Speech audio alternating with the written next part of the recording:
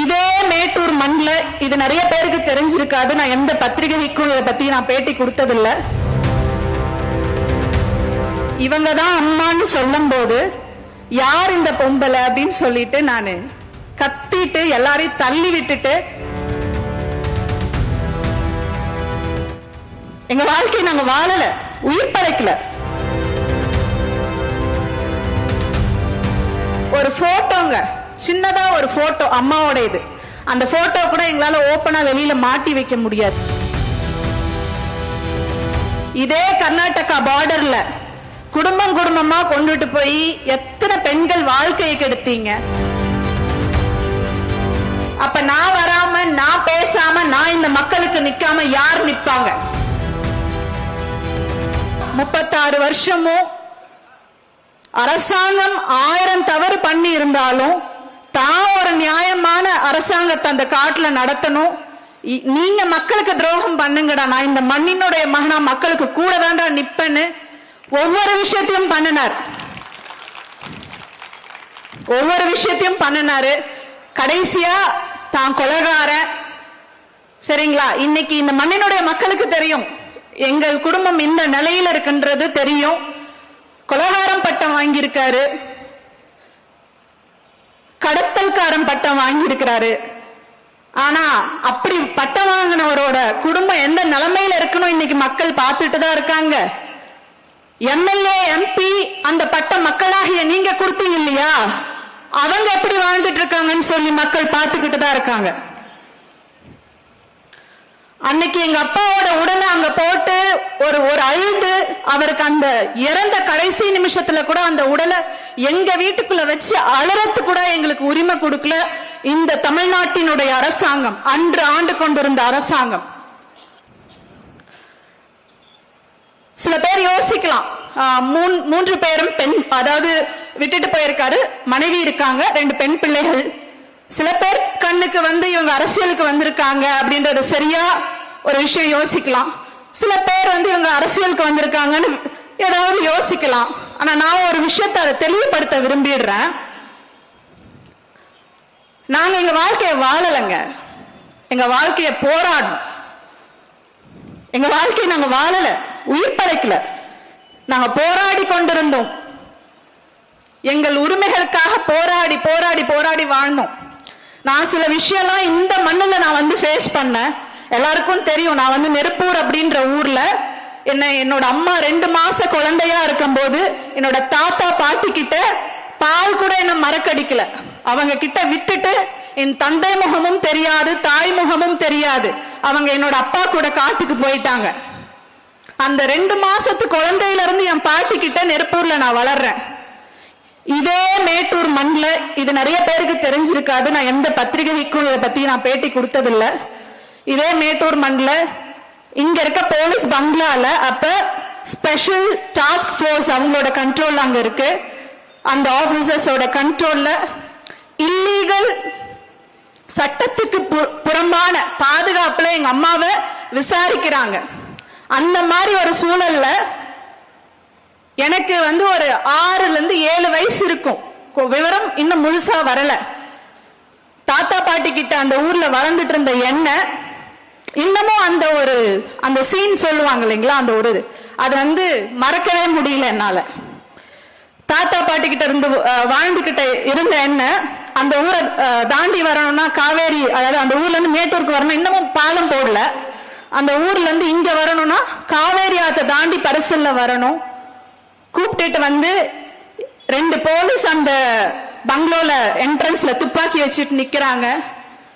யாரோ ஒரு அம்மா, அவங்க கூட இன்னும் 4-5 பேர், அதாவது என்னோட அப்பா கூட இருந்தவங்களோட மனைவிகள் அங்க இருக்காங்க, கூட பிறந்தவங்க. அவங்க குடும்பம் யார் யார் அங்க போலீஸுக்கு பயந்து போயிருந்தாங்க அவங்களும் அரெஸ்ட் ஆகி அம்மா கூட இருக்காங்க.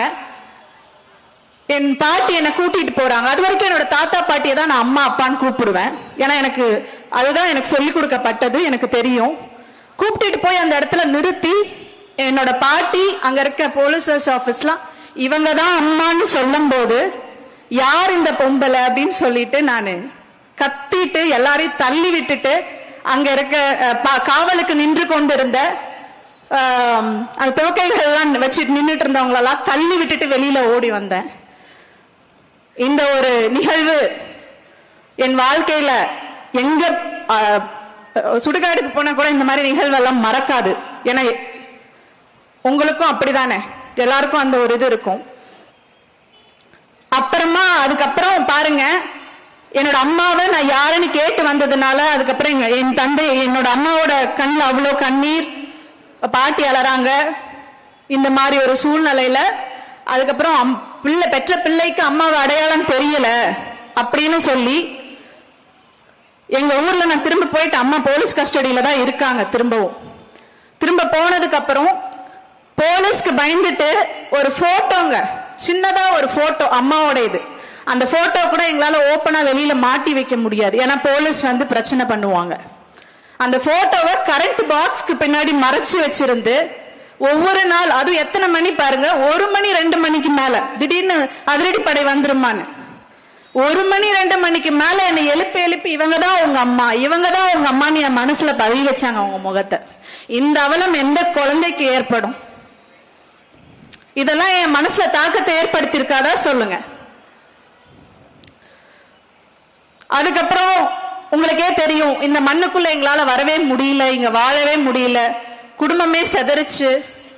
இதெல்லாம் பாக்குறேன். ஆனா எனக்கு ஒரு விஷயம் என்ன அப்படின்னா, என் தந்தை தவறே செய்யலன்னு நான் சொல்ல வரல, அந்த தவறு செய்யறதுக்கு தள்ளப்பட்டார் இல்லையா?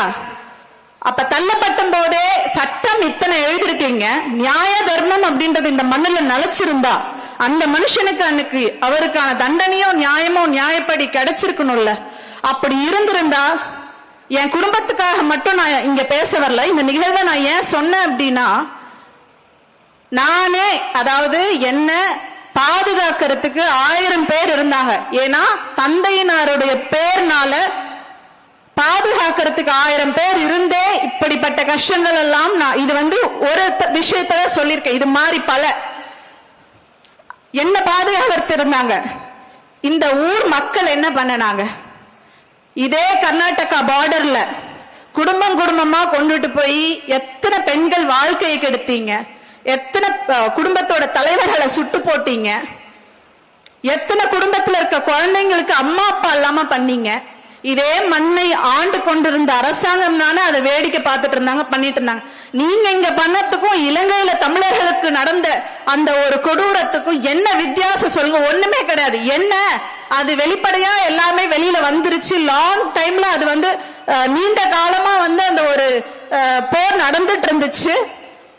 அதோட வீரியம் அதிகம், ஏன்னா அது ஒரு நாட்டினுடைய போர். இது வந்து ஒரு ஊர்ல 4-5 கிராமம் ஒரு விஷயமே கிடையாதுங்க இந்த அரசாங்கத்துக்கு. இது நியாயமா? நான் ஒன்னேதான் இந்த மண்ணினுடைய மக்களுக்கு நான் ஒரு வேண்டுகோள் வச்சுக்கிறேன். எத்தனை எம்பி எத்தனை எம்எல்ஏ இந்த மண்ணில ஜெயிச்சு வந்தாங்க. இது வரைக்கும் அப்படி கஷ்டப்பட்ட மக்களுக்கு, எங்க அப்பாக்கு நீங்க எதுவும் பண்ணாதீங்க, எங்களுக்கு நீங்க எதுவும் பண்ணாதீங்க. எங்க அப்பா இந்த மக்களை நம்பி என்னை விட்டுட்டு போயிருக்கார். நான் இந்த மக்களுடைய வாரிசாதான் என்ன பாக்குறேன். நான் யாருக்கும் பயப்பட மாட்டேங்க, ஏன்னா என் பின்னாடி மக்கள் இருக்காங்க. என் தந்தை, அதாவது பாசத்தை என் தந்தை எனக்கு காட்ட வேண்டிய பாசத்தை என் மக்கள் எனக்கு காட்டிட்டு இருக்காங்க. ஒவ்வொருத்தரோட பாசத்திலையும் என் தந்தையை நான் பார்த்துட்டு இருக்கேன். அதுக்கே நான் நன்றி கடனோட கடைசி வரைக்கும் இருக்கணும். அதனால நான் யோசிக்கிறது என்னன்னா, நானே இவ்வளவு கஷ்டங்கள் எல்லாம் பட்டு வந்திருக்கிறப்ப, இப்ப இந்த கஷ்டத்தை எல்லாம் சந்திச்சுட்டு இன்னைக்கு செதறி கிடந்துட்டு இருக்க, சின்ன பின்ன ஆகிட்டு இருக்க, வாழறதுக்கு எழுந்து நிக்கிறதுக்கு முடியாத எத்தனையோ குடும்பங்கள் அந்த பக்கம் கோவிந்தபாடி பக்கம் இருக்கு, கொளத்தூர் பக்கம் இருக்குது, அந்த பக்கம் இருக்கு. உங்களுக்கே தெரியும், நான் சொல்ல வேண்டியது இல்லை. அவங்களின் குரலாக நான் இருக்க கூடாதா? எனக்கு அந்த உரிமை இல்லையா? என்னை விட யாருக்கு அது வலிக்க போகிறது? என் தந்தைக்கு வலிச்சது. என் மக்களை தொட்டனா உன்னை கொல்லுவனாரு, கொன்னாரு. கொலகாரன் பட்டம் எடுத்துக்கிட்டாரு. என் கையில துவக்க இல்ல. சட்டப்படி இந்த மக்களுக்கு நான் நிக்கணும்னு நினைக்கிறேன்.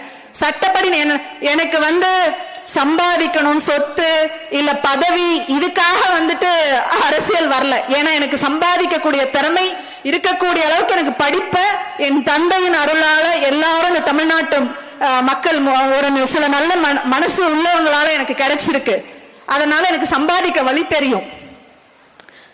நீங்க கொள்ளக்காரன் கொள்ளக்காரன் சொல்றீங்க இல்லையா, அப்படியாப்பட்டவரோட மகளுக்கு கொடுக்கதான் தெரியுமே ஒழிய யார்கிட்ட இருந்தும் பறிக்க தெரியாது.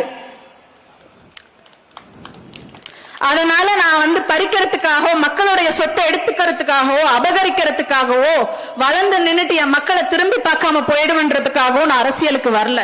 நான் வந்திருக்கிறது என் தந்தைக்கான நியாயம், அதுக்காக வந்திருக்கேன். சில பேர் குழம்புவாங்க, அவங்க தந்தைக்கான நியாயம் அப்படின்னு தனிப்பட்ட முறையில யோசிக்கிறாங்க. நான் எப்போதும் என் தந்தைக்கான நியாயம் என்று யோசிப்பது என்னவென்றால், மக்களுக்கு பாதிக்கப்பட்ட மக்களுக்கான நியாயம்தான் என் தந்தைக்கான நியாயம். இதற்காக எனக்கு உயிரை பத்திலாம் கவலை கிடையவே கிடையாது. நான் நேர்மையான வழியில, என் தந்தை அவரும் நேர்மையா நின்னாரு, நானும் நேர்மையா நிப்பேன். எனக்கு என் மக்கள் பாதுகாப்பு இருக்காங்க. அத்தனை தெய்வங்களும், எல்லை காத்த தெய்வங்களும் குலதெய்வங்களும் எனக்கு பாதுகாப்பா இருக்காங்க. இந்த பாதுகாப்போட என் தந்தை எனக்கு சொத்து சேர்த்து வச்சுட்டு போல, சொத்தா பேரை சேர்த்து வச்சுட்டு போயிருக்காரு. அந்த பேரை வச்சு இந்த மக்களுக்கு கண்டிப்பா என்னால என் தந்தை ஆசைப்பட்ட மாதிரி, என் தந்தை அடிக்கடி நக்கீரன் அவர்கள் வெளியிட்டு இருந்த பேட்டியில சொல்லியிருப்பாரு, என்னோட மக்களுக்கு சுதந்திரமான ஒரு வாழ்க்கையை நான் கொடுத்துட்டு தான் நான் போய் சாகுவேன்னு. இதை விட ஒரு பொறுப்பு ஒரு பெண் பிள்ளைக்கு எந்த தந்தையால கொடுக்க முடியும்? தான் பிறந்த மண்ணின் நாட்டின் மக்களுக்கான நலனை யோசித்து என் தந்தை அதை தேடி போய் இறந்திருக்கார். அதை செய்ய முடியும் பேசி இறந்திருக்கார். அப்ப நான் வராம, நான் பேசாம, நான் இந்த மக்களுக்கு நிக்காம யார் நிப்பாங்க?